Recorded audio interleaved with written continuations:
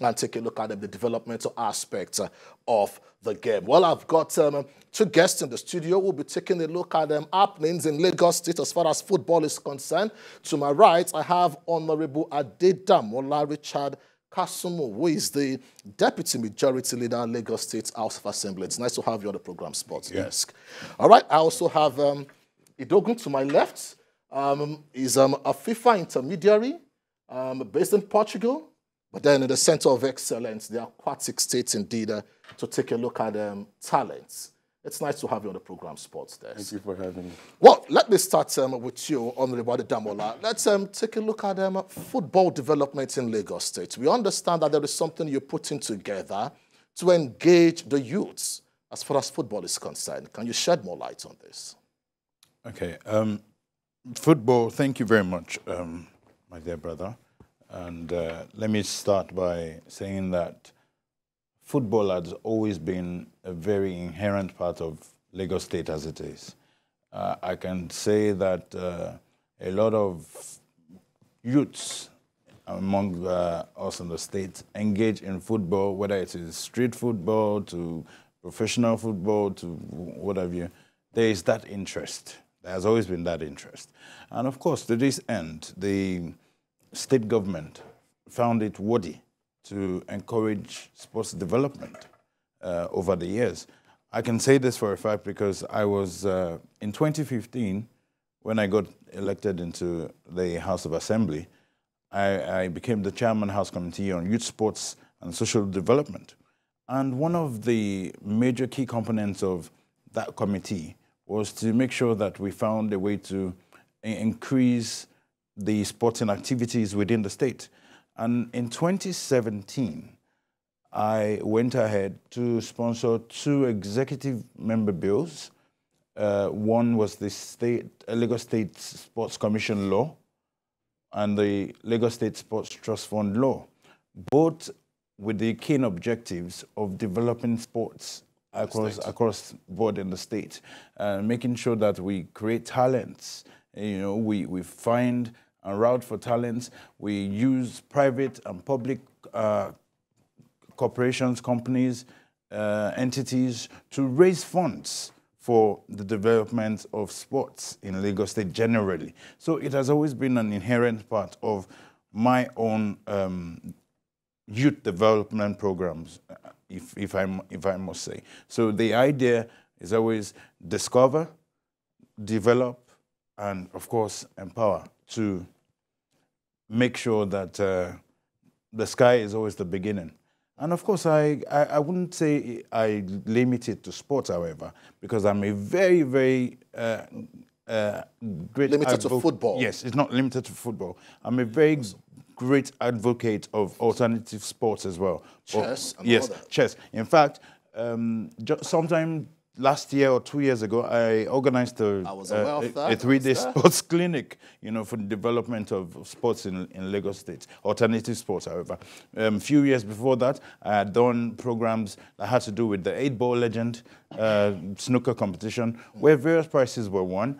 Even the winner even went home with a snooker board, which was interestingly a lady. A lady. And she Massive. Yes, and she turned it into a commercial entity for herself, whereby boys will around the area would, you know, come around, you know, pay a token to play. You know, is it 500? Is it 1,000? Just to gain some level of funds for herself. So really and truly, sports development naturally has its place in Lagos State. Now, let's talk about the open trials and screening that is ongoing.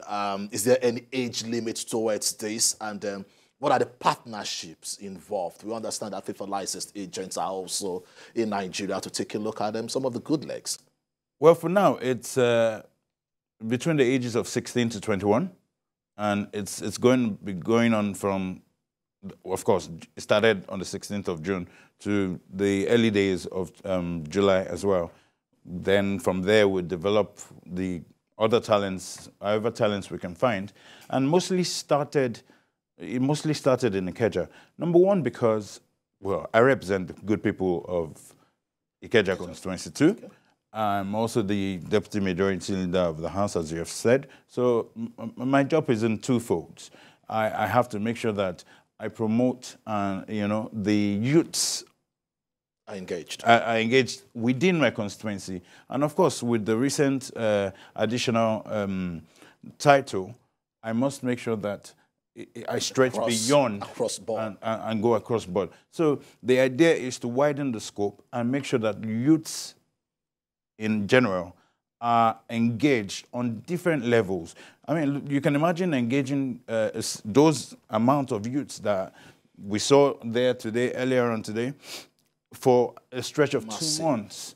It's been a massive turnout, and it's been a situation where you would be able to guard them from and refrain them from getting engaged in unnecessary activities like truancy and drug dealing and all of that. So it's a win-win situation for us generally in Lagos State, as far as the youths are concerned. Well, interesting. I've always had this opinion that we've gotten to a stage, you know, in the country where indeed administrators, parents also need to appeal to their children to take part in one sporting event or the other. Well, that brings me to Edogun, who is a FIFA licensed agent. Let's take a look at the talents you've seen so far in the city of Lagos, and what do you make of the open trial and screening event so far? Thank you. First of all, thank you so much for this opportunity, TVC News and Honorable Kasum. At J9 Sports Group, we believe sports can change lives. This is the sole dedication behind our inspiration and aspiration, you know, to bring this kind of initiative to Lagos State, Nigeria. We came up with this open trial concept so as to advertise accessibility in football towards the youth. We want footballers to understand that there's a route towards making it in football. We want footballers to understand that there's a bridge between potential and opportunity. I want footballers to know that with J9 Sports Group, they can be assured of a great future in terms of like the development as professionals and as adults, of course. You know, so coming to Lagos, we have seen, you know, vast amount of talent. You know, we've seen people talented in technicality, physicality. You know, we've seen speed, of course. You know, and it's been a very favorable experience so far. And you know, but the main thing we have to do right now is understand the capacity of these players. We want to know that these players are actually ready to go and further their talents abroad, and further their talents in Europe, for example. If I will interject, what does it take when you spot talents like this? The Englishman says talent usually is not enough. But as FIFA intermediaries, how challenging could it be when footballers are talented and they are not disciplined enough? How do you work this out? Of course, there's so many things we have to consider as agents. Talent is literally the #1 thing we have to see, because talent is what we see with the visuals. However, there's so many aspects in football. We talk of confidence, we talk of mentality of players, we talk of, you know, technicality of players. It's not only talent, we also talk about hard work. You know, there's so many players right now that they've gotten to where they are, they've gotten beyond where their potential lied because of hard work alone. So we want these players to also be disciplined. We also want these players to be talented. And we're not only looking for talented players, we're looking for the full package of players, because we want players that are Europe ready. Europe ready. Well, we just spoke with Peter Ije, and I know for a fact that Peter Ije was one of the many talents, you know, discovered, you know, here in Lagos. Going by the name, he's not a Lagosian, but then played in Ajegunle, played at the Maracana, played for clubs in Lagos State before he journeyed, you know, abroad. And taking a look at the challenges involved, it's always said that talented people can be very difficult to handle, most especially when they are youths and they are seen up there. What's your advice, you know, to some of these young lads that will be getting an opportunity from this open trial? Well, let me first of all start from the likes of Victor Osimhen. He's a product of Ikeja. He plays in Napoli. Okay. Is a good product. And of course, he got there with displaying enough determination, tenacity, focus, drive, and of course, the ability to just succeed and sustain that level of discipline when it comes to sporting activities. So taking a leaf from his life, however, throughout his football career, one would just advise the young lads coming up now that with enough patience, with enough tact, with enough discipline, you can actually achieve whatever you choose to be. That's one thing that my late mother used to tell me, Chief Mrs. Abiodun Asumo. She says, you can decide, you can choose to be whatever you want to be. If you want to succeed, stand up. If you want to succeed, speak up to be appreciated. And those are the things that we're looking for. We have asked them to speak up. We have asked them to come and identify with us. Myself and my very good brother, OJ, with the initiative, I can't continue to say thank you. It will be so endless because you've done so well in the last few days, and it's quite encouraging. And I can assure you that the group of boys that I spoke to earlier on today are boys who are determined to make something out of it for themselves. And they will do the best they can to achieve greater results. And of course, be a good ambassador of Nigeria even when they get out there. I can definitely say that I'm very sure that scouting for talents is not going to go in vain because you will definitely find one. And I'm hoping, I'm praying that you will find one in Ikeja majorly so that we can get to sponsor the likes of them out of the country. And of course, they'll have their success story to show for it when the time comes. Well, I think it is not a bad idea when you talk about your constituency, which is Ikeja, at this junction. Knowing fully well that, yes, the dream is to see people from Ikeja, get to the zenith of their career, sports and every other aspect. You made mention of Victor Osimhen.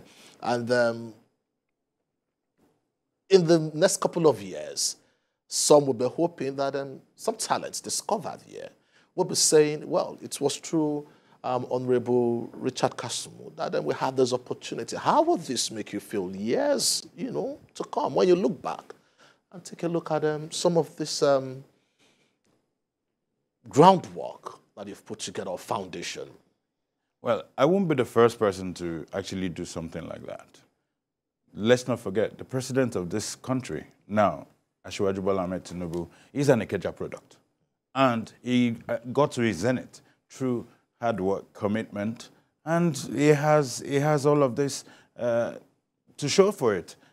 And of course, he built leaders, not just persons out there and say, oh, we started from this Lagos tryout with J9, and of course, we are at the zenith of our career because so made this happen. I know I might not take the credit necessarily, but as long as there's commitment, there's passion, there's dedication, you would show out there that you are from a good pedigree by your success story, and that is what matters to me. Well, I will be coming back to you. You made a point, talking about the president, Asiwaju Bola Ahmed Tinubu, and how he has invested in people like you. Like they say, you may decide to invest in bonds, invest in shares, or whatsoever, but then it's never debatable that the best form of investment is investing in people. We're coming back to that, investing in people. But let's indeed take a look at the next phase.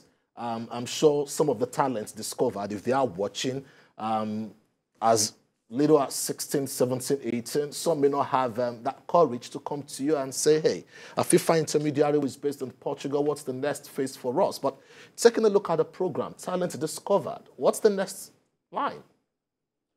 Okay, the next line would be, after these open trials, to take these players to the National Stadium in Surulere, where we'll have a whole media team in order to video and proper, like, make highlight reels of these players Okay. to see whether, to see how these players can transition their games. And, we're working with a wide range of, like, scouts across Europe. We're working with some ex-nationals, of course. We've got Coach Charles Ikogo. We've got Victor Ozoho. I'm working with my partners in Portugal, Project Europa, and we're looking for opportunities for these players endlessly. But however, I must mention that the main thing, it depends on the players' dedication, talent, hard work, mentality, confidence, and I can't assure a player that doesn't have these traits of a future in football. However, what I can assure the people of Lagos and Nigeria is that as far as you possess these talents and these traits, would work endlessly and tirelessly to assure these athletes of a bright future in the world of sports. Well, that's massive. Well, I'll be coming back to you both. Let's take a look at some happenings in the world of football at the international stage. Let's take a look at transfer activity, and also I'm sure that the FIFA licensed agents will also be interested in this, the business angle of the game. Well, Arsenal Football Club, we understand, are expected to make a third bid for English international and West Ham United captain Declan Rice after indeed they won the Europa Conference League. Arsenal made a first and second offer, but then it was rejected by West Ham United, and now they are indeed taking a look at the third offer. Declan Rice to Arsenal. What's your take? Where do we start? So I'm a Manchester United fan.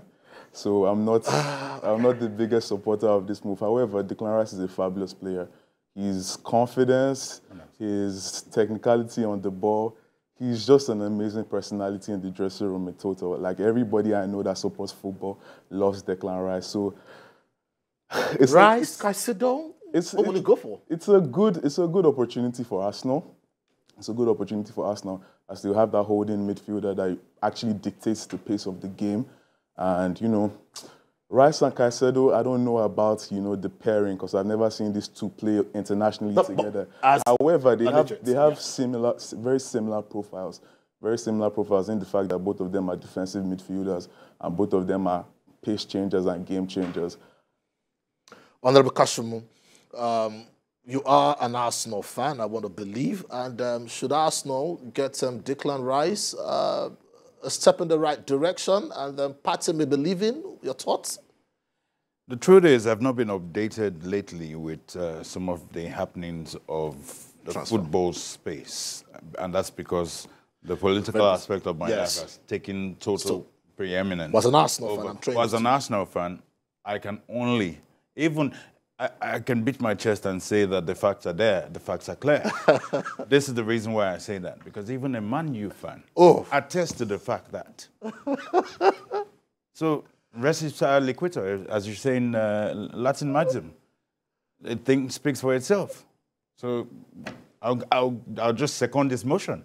Unfortunately, Manchester United could not get him. Ten Hag was also interested in getting Declan Rice, but we understand that the player says he wants to move to Arsenal. Now, let's take a look at Saudi Arabia, where it's becoming the hallmark of sporting talents right now. Like they say, money makes the difference. Al Ittihad, they've confirmed the signing of French midfielder N'Golo Kante from Chelsea Football Club. The Frenchman is joining Al Ittihad and as a free agent. So for Chelsea, N'Golo Kante has ended his romance with the West London-based club, and that's one man who indeed gave so much to the club until injury worries. Well, we understand that at the Etihad, Manchester City are interested in Mateo Kovacic. Your take? I believe the player profile of Mateo Kovacic fits Manchester City very well. He'll be coming to a team that's already filled with champions, already filled with established players, and he's just coming to add that extra bit of quality into that team. However, Kovacic is a great player on the ball. That this player has Premier League experience, so he's coming to a team in a league that he's already used to. And I don't think, the tempo of the league or the tempo of the games would be a problem for him. I feel like he's going to be a perfect fit into Manchester City. Well, a perfect fit. Let's take a look at Ike Gundogan's contract situation at Manchester City. It will expire at the end of the month, and clubs are vying for his signature.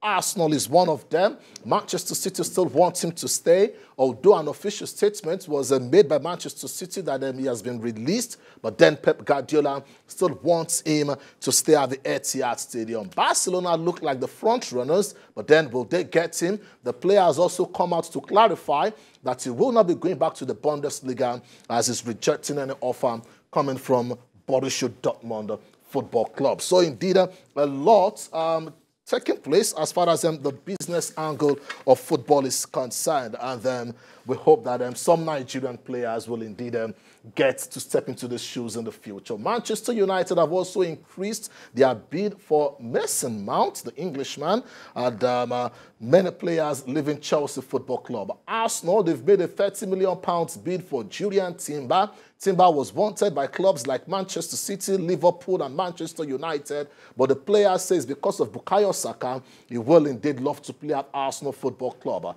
Well, it is a big one at this stage. Arsenal making a choice. They must release one player. They want to sell either of Folani Balogun or Edin Ketia. You are a FIFA intermediary, you're sports talent. Taking a look at these two. Balogun did well on loan in the French League 1 last season. But then Edin Ketia, another talent. But Arteta says one must go and one must stay. Of course. Talking about J9, for example, J9 believes in maximizing the potential of young dreamers. And to maximize the potential of these young dreamers, we need these players to have game time. However, if game time cannot be promised to both players on a team, it seems like one of them would have to, take the initiative to leave the club and to find opportunities somewhere. Folari Balogun, however, a very, very talented striker, one of the best players in, the French league this season, and he's just phenomenal striking of the ball. He knows exactly where to be every time, and he's just developed into a world-class superstar. Let me interject and then go straight to Delta State, where we have our correspondent, Ikena Amici, joining us. Well, Ikena, tell us about the Federation Cup in Delta State. Enugu Rangers also in the news, and female football. All right, Ian.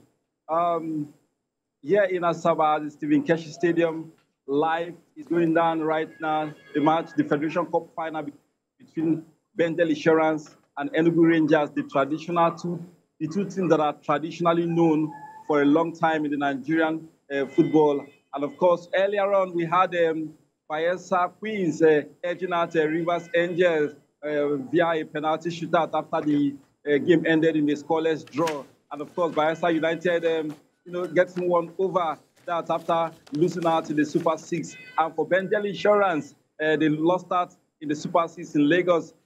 Perhaps they will redeem their image by going the season without being beaten, but they didn't show working in the Super 6. But right here, they have opportunity again to do that in the Federation Cup final against Enugu Rangers. We know Enugu Rangers will be smarting to win this one too and be in the continent next season. But it's going to be a tough one because the governors of Edo State, Enugu State, and of course the host Delta State will be all watching these the finals, and of course with a whole lot of spectators here looking to see a nice play of Nigerian football at its best. Mian. All right, I'm also a very big thank you, Ikena, for being a part of the show. But then as we go on the show today, let me come back to you, Honorable. This is a tournament or an open trial that a lot of youths will want to see more. Will this happen in the future? Will it be a continuous, open trial in the city of Lagos? Well, I was having a discussion with someone earlier on today, and one of the questions raised was why the boys? I said, well, that's the starting point for me, really, and it's definitely going to be open to more collaborations for the females. We can say by the next edition or at some point or the other, would say, okay, we want to even catch them more younger. We want to start training them from, say, 10 years old to like 15 years old. So it depends. It's all going to happen in segments, but I know that this is just the beginning of it all. And with the likes of OJ on my side and FIFA in my close range. That's it? I believe that we can do a lot together to get more talents, discovered around the States and indeed Nigeria. You were doing analysis earlier, and when you were speaking about the players from Arsenal and the players from and all of that, what kept on going through my head was, I cannot wait for a time when I would see a Nigeria where we too will be getting football transfers. That's it. From very huge. From very huge football transfers from like outside the country. Even as far as the world superpowers. That's it. The US, the UK. Okay. And what have you. We can get there in Nigeria. It is just for us to set the template and get the ball rolling. And of course, with Ashwaja at the helm of affairs, he has hit the ground running, and I know that he's going to put a square peg in a square hole and a round peg in a round hole. I must say a very big thank you, Deputy Majority Leader, Lagos House of Assembly, Honorable Kasumwe. It's nice to have you on the program Sports Desk, and also FIFA licensed agent. I must say a very big thank you, OJ, for being a part of the show. Well, that's where the cookies crumble on today's edition of the show. Tomorrow will be another time in the ever exciting world of sports. Me and our crew on behalf of the crew, dropping anchor.